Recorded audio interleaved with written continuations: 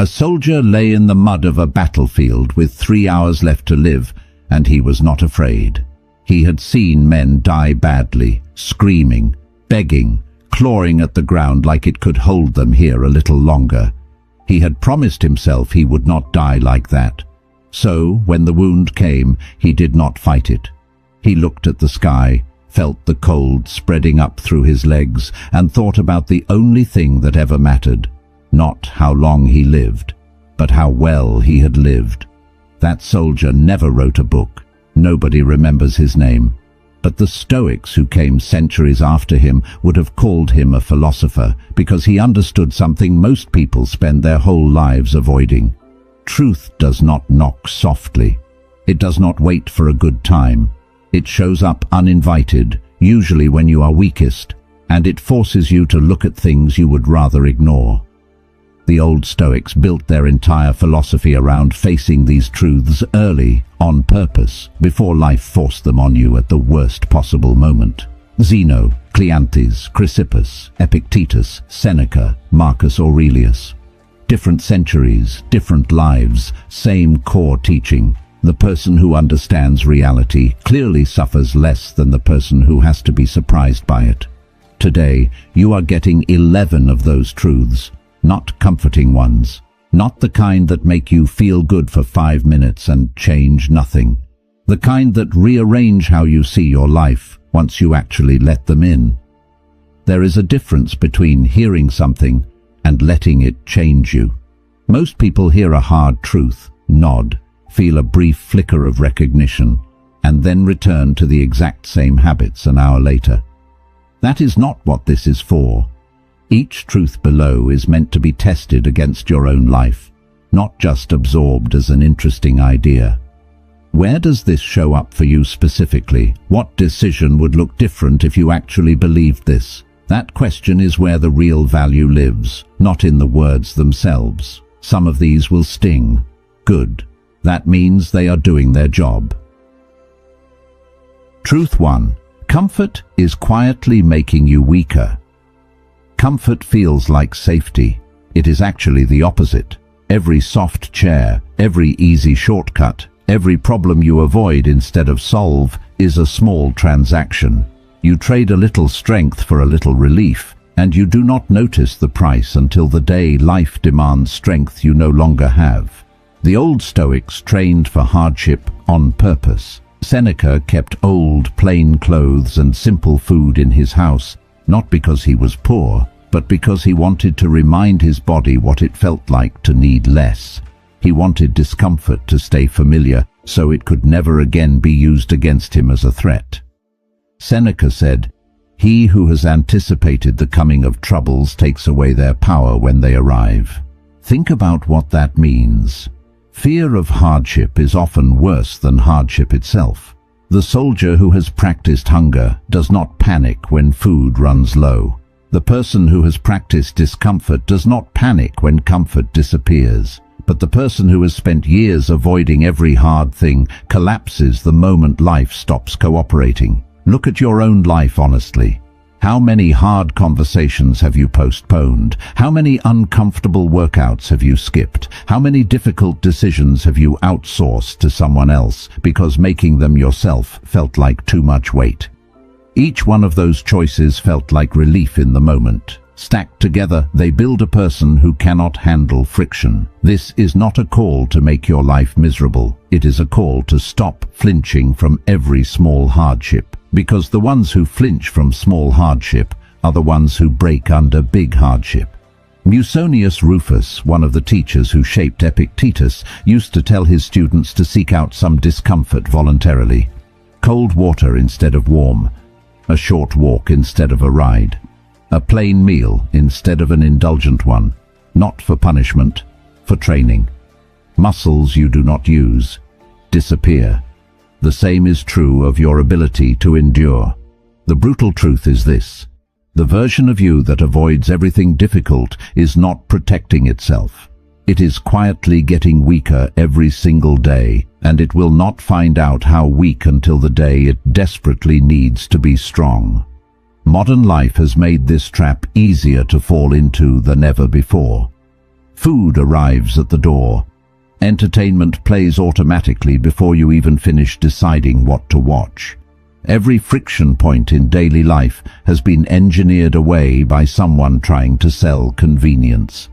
None of that is evil on its own, but stacked together across years, it quietly removes every small chance you had to practice enduring difficulty. The result is a generation more comfortable than any before it, and somehow more fragile under pressure than most generations that came before. Building strength back does not require extreme suffering. It requires small, repeated doses of friction chosen on purpose. A cold shower when a warm one was available. A walk when a ride was available. A direct conversation instead of an avoided one. Each choice is small by itself. Together they rebuild the exact muscle that convenience has been quietly wearing down. Notice too that this training does not have to be extreme to work. It only has to be consistent. A person who chooses one small hardship a day on purpose for a year builds a completely different relationship with discomfort than a person who has never once chosen difficulty voluntarily. The body and mind adapt to whatever they repeatedly practice. Practice ease, and ease becomes fragile. Practice friction, and friction becomes manageable. Comment the words below if you feel this one. I choose hard. Truth 2. Nobody is coming to save you. There is a moment everyone eventually reaches, the moment they realize the rescue is not coming. Nobody is going to walk in and fix the situation for them. No mentor, no parent, no lucky break, no perfect circumstance arriving right on time. This sounds harsh, but it is actually freeing once you accept it, because waiting to be rescued is a slow way to waste a life. Epictetus grew up enslaved. He had every excuse in the world to wait for someone else to change his situation. Instead, he built an entire philosophy around a single idea. Some things are within your control and some things are not. And your job is to master the first category completely and stop wasting energy on the second. Epictetus said, "No man is free who is not master of himself." Waiting to be saved puts your freedom in someone else's hands. It hands your future over to luck, and luck is not loyal to anyone. This does not mean you cannot ask for help. It means you cannot build your entire plan around help arriving. The people who build real strength are the ones who assume they are on their own and then treat any support they receive as a bonus, not a requirement. Look at how this plays out in ordinary life. Someone waits for the economy to improve before they start saving. Someone waits for motivation before they start training. Someone waits for the right moment before they start the business, the book, the conversation that matters. The waiting feels responsible. It is actually a hiding place. Cato the Younger, a man the Stoics admired for his stubborn independence, refused again and again to bend his principles for convenience, even when bending would have made his life far easier. He did not wait for Rome to become the city he wanted. He acted according to his own standard, regardless of what Rome did around him. That is the real lesson here. Stop outsourcing your responsibility to circumstances outside your control. The weather will not save you. The economy will not save you. Other people's opinions of you will not save you. Only your own decisions, repeated daily, build the life you actually want. Look at how often this shows up in small, quiet ways. Someone waits for a manager to finally notice their effort instead of asking directly for the recognition or the raise they have earned. Someone waits for a partner to change without ever naming what needs to change. Someone waits for confidence to arrive before they take the action that would have built the confidence in the first place. In every one of these cases, the waiting feels like patience. It is actually a way of avoiding responsibility for a decision that was always theirs to make. Once you accept that nobody is coming, something strange happens. The waiting stops. You start acting like the one person whose decisions actually shape the outcome, because that is exactly what you are. This truth also changes how you handle disappointment when help does not arrive. Instead of feeling betrayed that nobody stepped in, you simply adjust and keep moving, because you never built your plan on their arrival in the first place. That single shift removes an enormous amount of resentment from daily life. You stop keeping a silent tally of who should have helped and did not, because the entire premise of the tally depended on an expectation you have already released. Type this out if you are ready to stop waiting. I save myself. Truth 3. You will be forgotten faster than you think. This one is hard to sit with, but it is true, and the Stoics wanted you to know it early rather than discover it too late. Most people who worry endlessly about their reputation are optimizing for something that has an expiration date far shorter than they imagine. Names fade. Achievements get absorbed into history and lose their sharp edges. Even people who once ran empires became footnotes within a few generations. Marcus Aurelius, a man who ruled most of the known world, wrote to himself constantly about how quickly fame disappears. He understood that even the emperors before him, men once treated like gods, were already half forgotten by his own time. Marcus Aurelius said, "Very soon you will have forgotten the world, and very soon the world will have forgotten you." This is not meant to depress you, it is meant to loosen the grip that other people's opinions have on your decisions. If you are going to be forgotten either way, then living for approval is a strange use of a short life. You might as well live according to what you actually believe, since the applause will not outlast you regardless. Think about how much energy goes into managing how others see you. The careful posts. The performance at work designed for an audience rather than for the task itself. The anxiety over what people will think of a decision that is really nobody's business but your own. All of that energy is being spent trying to control something that time will erase anyway. The Stoics were not nihilists. They did not believe nothing mattered. They believed the opposite. Because time erases fame, what matters is not how long you are remembered, but how honestly you lived while you were here. Character outlasts memory, even when memory forgets the name attached to it. Stop building your life around an audience that will not remember you in 50 years. Build it around a standard you can respect while you are still the one living it. There is something quietly freeing in this for people who struggle with perfectionism. If a small mistake feels unbearable, it usually helps to zoom out. In 100 years, nobody will remember the typo, the awkward comment, the decision that felt catastrophic at the time. The weight you assign to being seen a certain way almost always outlives its own usefulness. Once you accept how quickly the audience forgets, you can stop rehearsing your life for their approval and start living it for your own sake instead.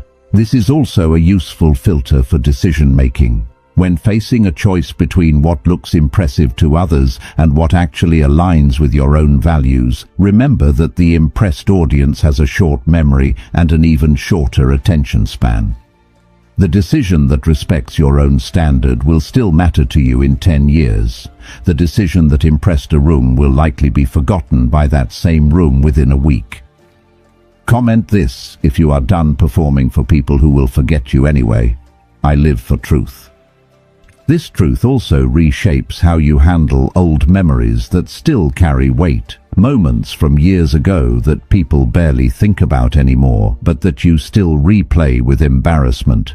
If the world forgets the achievements, it has almost certainly forgotten the small mistakes too. Holding on to shame for something nobody else remembers is a strange way to spend energy that could be aimed at the life still ahead of you. Truth 4. Fairness was never promised to you. Somewhere along the way, most people absorb a quiet belief that life is supposed to be fair. Good behavior gets rewarded, bad behavior gets punished. Effort always pays off eventually. Nobody explicitly teaches this belief, but it hides underneath a lot of daily disappointment. The Stoics rejected this belief completely, and it freed them from a huge amount of unnecessary suffering. Seneca watched good men suffer and bad men prosper constantly under a corrupt emperor, and he still built one of the calmest philosophies in history. not because he was naive about injustice, but because he stopped expecting the universe to run on a scoreboard it never agreed to keep. Seneca said, "Nothing to my way of thinking is a better proof of a well-ordered mind than a man's ability to stop just where he is and pass some time in his own company." That quote sounds unrelated to fairness until you understand the context behind it. Seneca was writing to a friend about how much peace comes from stopping the constant external comparison. Comparing your effort to someone else's reward is exactly the trap that fairness thinking creates. You worked hard and got little. They worked less and got more. That comparison will eat you alive if you let it. Life was never a contract that guarantees outcomes match effort. Weather does not care if your crops deserve rain. Illness does not check your resume before arriving. Opportunity does not always find the most qualified person first. This is not an excuse to stop trying. It is a release from the exhausting belief that you are owed something just because you behaved well. Do the right thing because it is right, not because you expect the universe to pay you back for it. The moment you stop demanding fairness from a universe that never promised it, you stop being blindsided by every disappointment life delivers. A lot of modern frustration comes from exactly this broken expectation.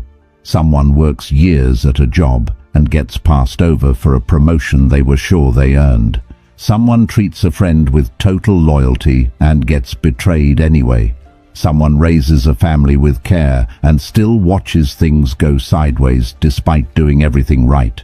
None of that means effort is worthless. It means effort was never a guarantee, only a factor. Once fairness stops being the standard you measure your life against, disappointment loses most of its power over you. There is also a quiet danger in fairness thinking that rarely gets discussed. It can slowly turn into bitterness if left unchecked, a running resentment against a world that never signed the contract you assumed it signed. Bitterness does not punish the world. It only punishes the person carrying it day after day, while the world continues on completely unaware of the grudge. Releasing the demand for fairness is not weakness. It is one of the few genuine shortcuts to peace that actually exists. Drop this in the comments if you are letting go of the scoreboard. I expect nothing. Truth 5. Your feelings lie to you often. Feelings arrive with total confidence. Fear feels like danger. Anger feels like justice. Anxiety feels like preparation. None of that confidence means the feeling is accurate. The Stoics were some of the first thinkers to separate a feeling from a fact, and that separation is one of the most useful tools they ever built. Chrysippus, who organized much of early Stoic thought into a formal system, argued that emotions come from judgments, not from events themselves. Two people can face the identical situation and have completely different emotional reactions because the emotion is built from the interpretation, not from the raw event. Epictetus said, "Men are disturbed not by things, but by the opinions they have of things." This single idea can change how you move through an entire day. A sharp email from your boss does not automatically mean disaster. Your mind adds that meaning on top of the event. A friend not replying quickly does not automatically mean betrayal. Your mind adds that story to fill the silence. Once you notice this pattern, you can start questioning your emotional reactions instead of obeying them instantly. Ask what actually happened. Separate from the story your mind attached to it. Often the raw event is far smaller than the emotional weight you gave it. This does not mean suppress your feelings. Suppression creates its own damage. It means investigate them. Treat a strong emotional reaction as information worth questioning, not as a verdict you must immediately follow. The fear that says quitting is the only option might be wrong. The anger that says cutting someone off is the only option might be wrong. Check first, react second. Feelings are real. They are not always accurate. Learning the difference is one of the quietest forms of power a person can develop. A simple habit can build this skill over time. When a strong emotion hits, pause before acting on it and name exactly what happened in plain, neutral language, separate from the interpretation your mind immediately attached to it. The email said the deadline moved up. That is the event. The story your mind added, that your boss thinks you are incompetent, is a separate layer, and often an inaccurate one. Practicing this separation daily does not eliminate emotion. It simply stops emotion from making every decision on your behalf. Over time, this habit changes the entire texture of a person's inner life. Instead of being pulled around by every emotional spike, you develop a small pause between the feeling and the action, and that pause is where all real choice actually lives. Without it, you are simply reacting. With it, you are deciding. Type the words below if you are learning to question your feelings instead of obeying them blindly. I question first. Truth 6. Time does not wait for your readiness. Everyone has a version of the plan that starts later. Later when things calm down. Later when there is more money. Later when confidence finally arrives. Time does not know about that plan, and it does not pause for it. Seneca wrote an entire letter about how carelessly people spend time compared to how carefully they guard their money. People will fight over a few coins and hand over entire years without a second thought. Seneca said, "It is not that we have a short time to live, but that we waste a lot of it." The brutal part of this truth is not that time runs out. It is that most of the waste happens quietly, in small decisions nobody notices in the moment. An extra hour of scrolling, a conversation postponed for the 10th time, a goal delayed until circumstances feel perfect when circumstances were never going to arrange themselves for you. Readiness is a myth built to protect you from the discomfort of starting before you feel prepared. Nobody feels fully ready. The soldier does not feel fully ready before the battle. The parent does not feel fully ready before the child arrives. Readiness is manufactured through action, not waited for in advance. The Stoics treated each day as a complete unit, not a rehearsal for some future day when life would finally begin. Marcus Aurelius reminded himself constantly that the present moment is the only one he actually owned. The past was gone. The future was not guaranteed. Only the current hour was real, and it deserved full attention instead of being spent waiting for a better one. Stop treating your life like the opening credits before the real movie starts. This is the movie. It has been running the entire time you were waiting to feel ready. Most people carry a mental folder of things saved for someday. Someday they will call that old friend. Someday they will start the business. Someday they will finally rest properly instead of running on empty.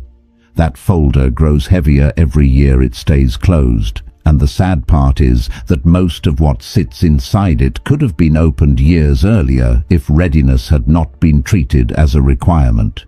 Pick one item out of your own someday folder today, not the whole list. One item. Time rewards the person who starts small today far more than the person who plans big for a tomorrow that keeps sliding further away. Consider how differently your week would look if you treated every ordinary day the way you treat the final day of a vacation, when suddenly every hour feels valuable because you know it is ending soon. That awareness does not need to wait for an actual ending. You can borrow that same urgency now, applied to an ordinary Tuesday, and use it to close the gap between the life you are planning and the life you are actually living. Comment this if today is the day you stop waiting. I start now. There is a practical version of this truth worth carrying into ordinary weeks. Before starting any new plan, ask what would happen if things do not go as expected.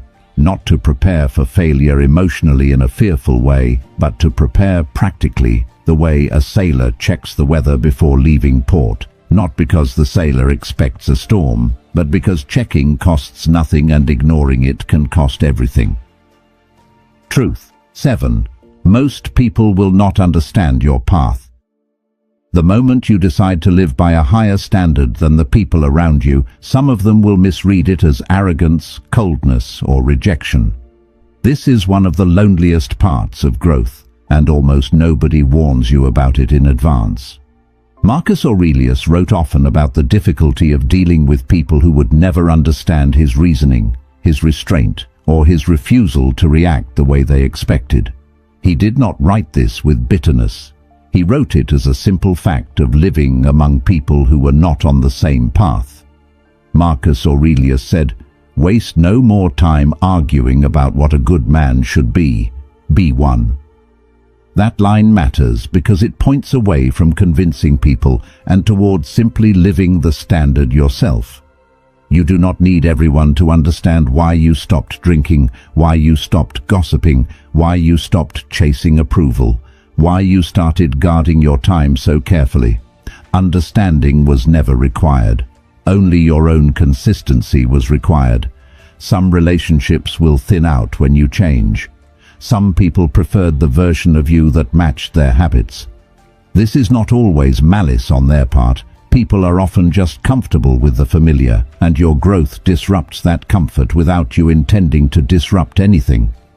The Stoics accepted this as the cost of living deliberately instead of living to be understood. Zeno of Citium built an entire school of thought that was mocked in his own time by rival philosophers, and he kept building it anyway because he was not trying to win a popularity contest. He was trying to describe reality accurately. You will not get full understanding from everyone around you, and chasing that understanding will slow down every meaningful change you try to make. Walk the path because it is right for you, not because you have convinced the whole room to walk beside you.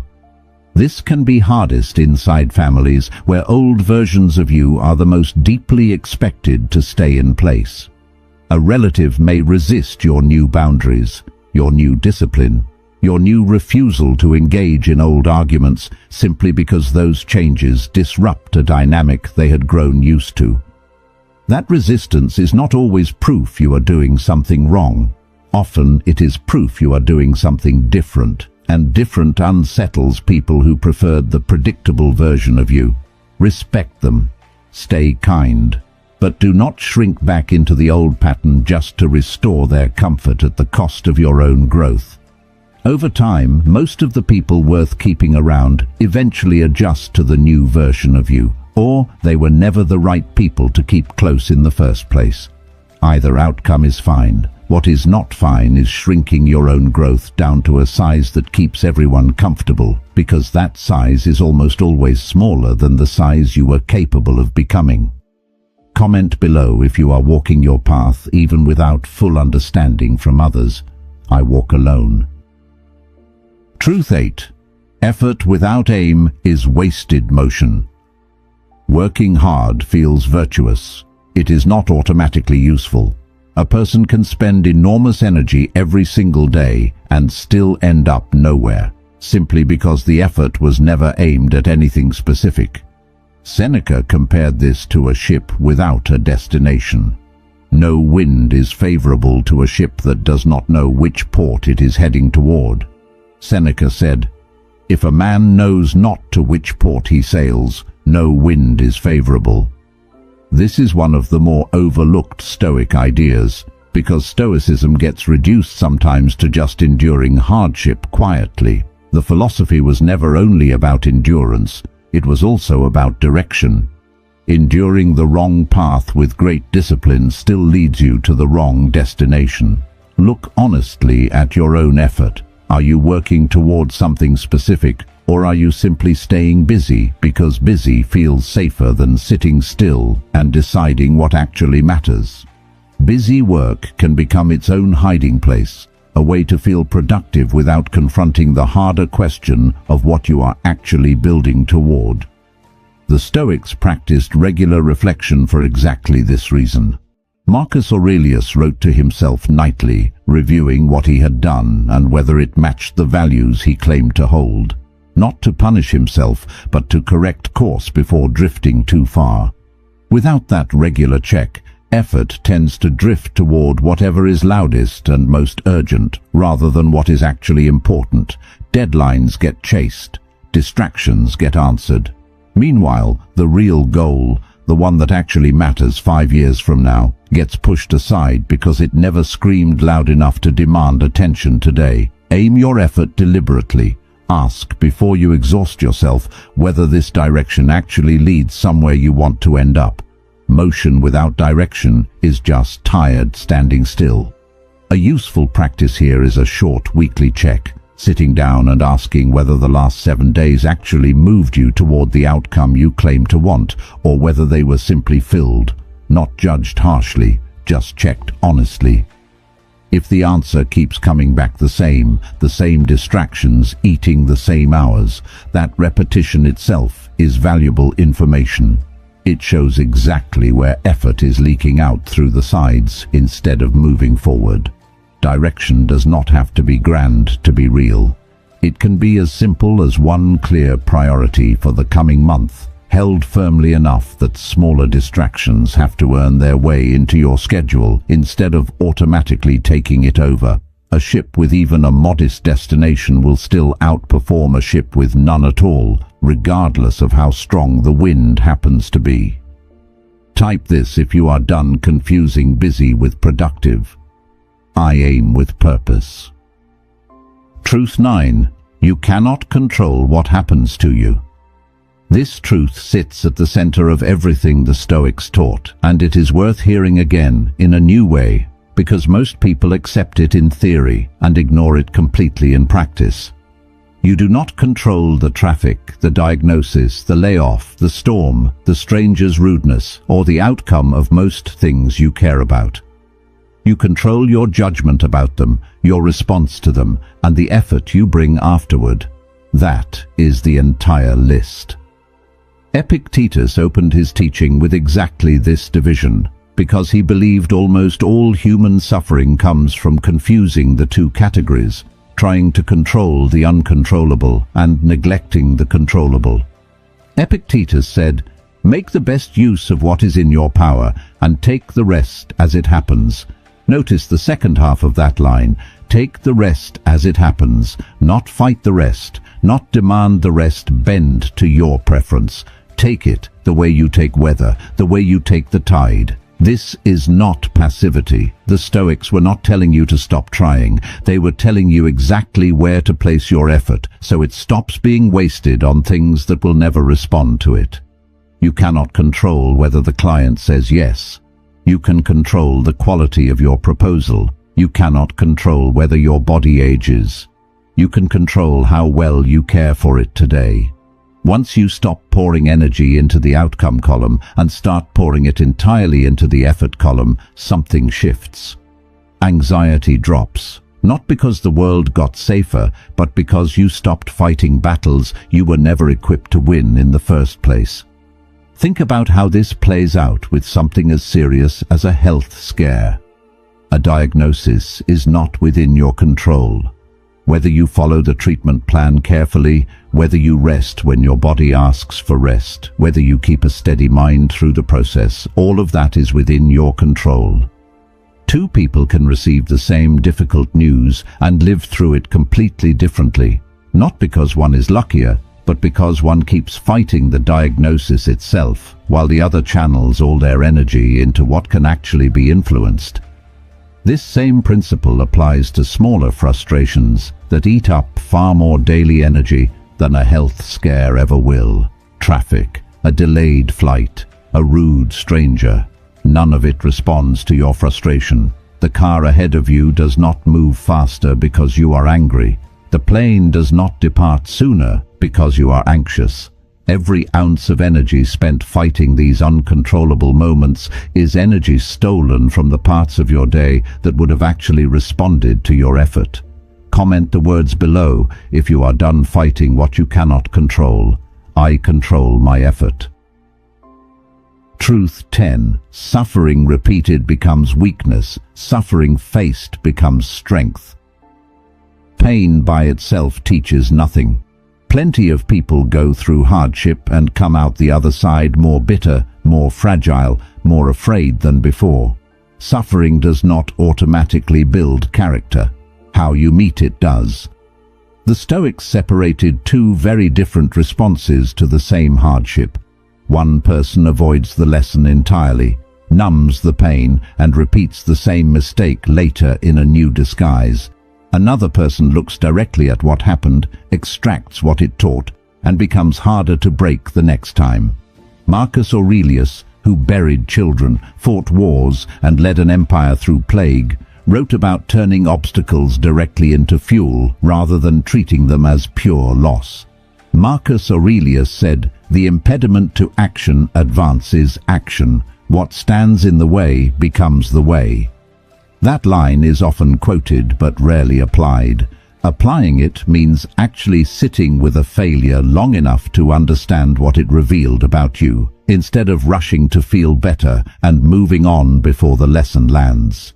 It means treating a broken relationship as information about your own patterns, not just bad luck that happened to you.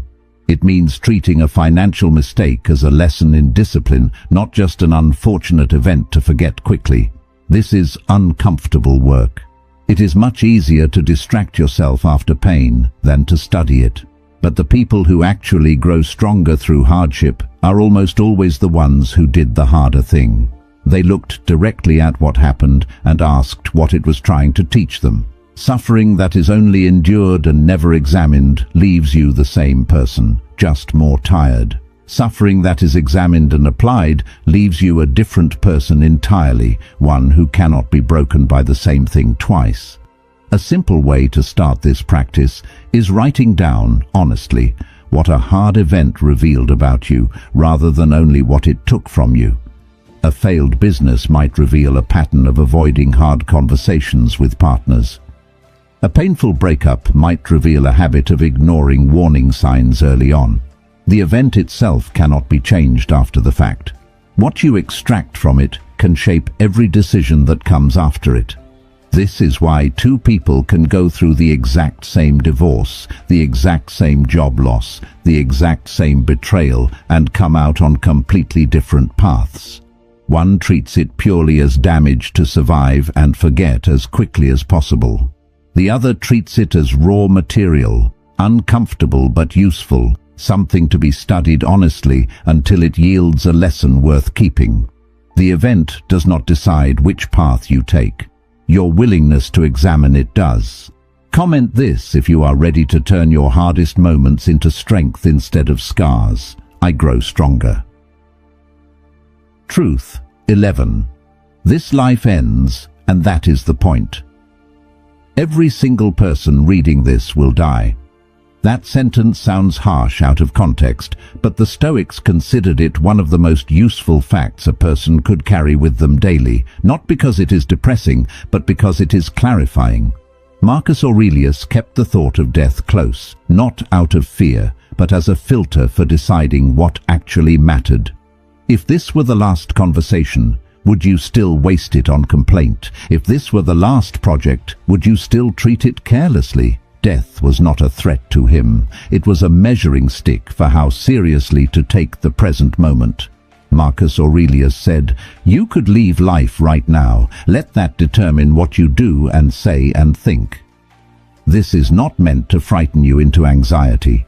It is meant to strip away the illusion that you have unlimited time to get around to the things that matter.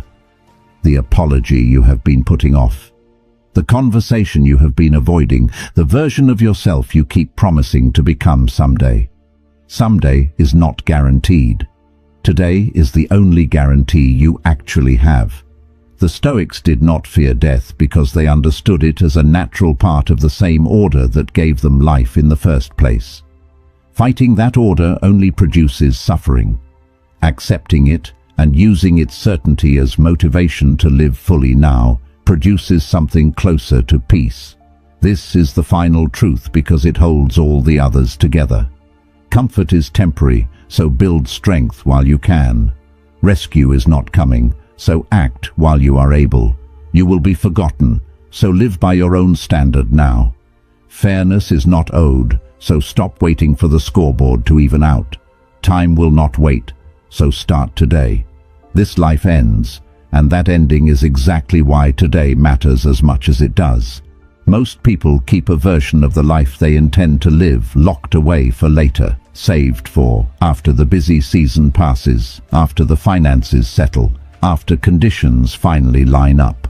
That later life keeps getting pushed one more year down the road, and for some people, the years simply run out before that later life ever arrives. The Stoics did not fear this fact. They used it as fuel, not to live recklessly, but to live intentionally, with the awareness that this ordinary Tuesday might matter more than it feels like it does right now. Comment the words below if you are ready to live like today counts. I live fully now. 11 truths, none of them comfortable, all of them useful.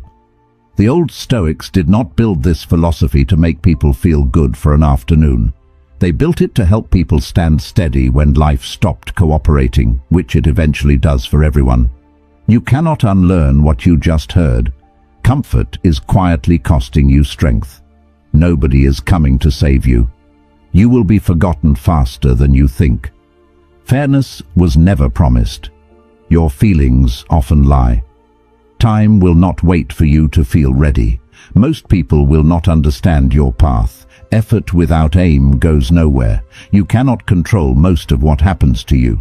Suffering only becomes strength when you actually examine it. And this life ends, which is exactly why it matters now. These are not truths to fear. They are truths to build on.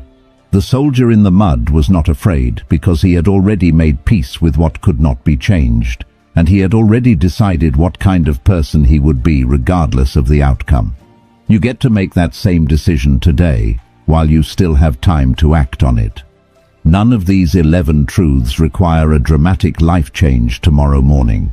They require one honest look at where you have been avoiding reality, followed by one small, deliberate step in the opposite direction.